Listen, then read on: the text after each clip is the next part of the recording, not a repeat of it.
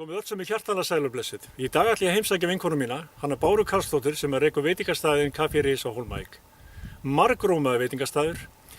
Hún ætlar að segja okkur örlítið frá uppganginum á staðnum frá því hún tók við og hvað hún ætlar að bjóða svöngum ferðalöngum upp á í sumar. Það má geta þess að öll laugardagskvöld milli 7 og 9 býður Báru upp á hlaðborð sem er landstækt. Gjörðu svo vel.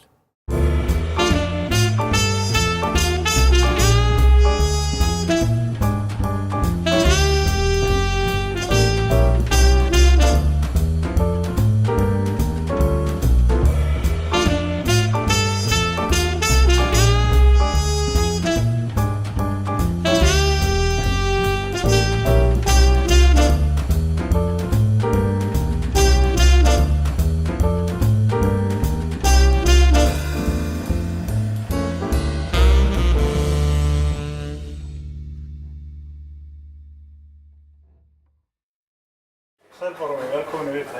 Takk. Segðu okkur aðeins frá því, segðu okkur aðeins sögu Café Ris. Hvernig byrjaði Café Ris? Þetta er elst í blaðsinu síðan 1897. Svo var þetta gert upp, mér minnir að það hafi verið 94 og svo við keyptum 2005. Og þá sem sagt, hafði þá verið veitingarestur í húsinu áður?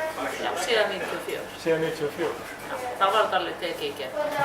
Og hvernig hefur gengið? Bara ágætlega. Ágætlega? Já. Og leggst ekki sumarið vel í þig? Jú, maður tekur bara því sem maður höndum vel. Já. Það leggst ágætlega í mig. Ert þú eina af þessum heppnu að hafa getað fengið starfsfólk? Já, fínt starfsfólk. Fínt starfsfólk, mér sýndist það. Já, líst vel á. Og segðu okkur hérna matseðilinn, hvað ætlar að hafa á boðstólum í sumar?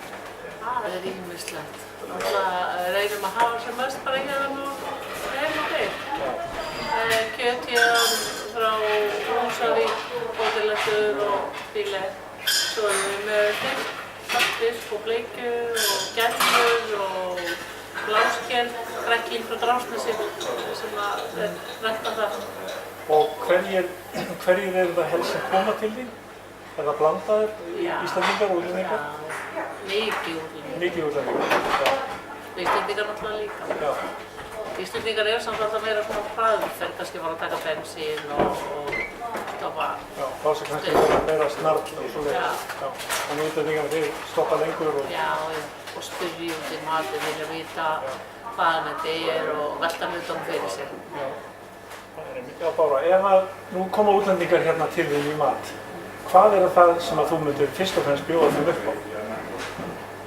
Mér finnst þetta skemmtileg, við erum með svona smáréttadisk, þar sem er reyktur lundi og grafinn lax, reykt hrefna, rækjur og það er mjög skemmtilegur. Og svo náttúrulega bláskelin og lostareikur, reykt marinera kjöt hérna frá Húsavík.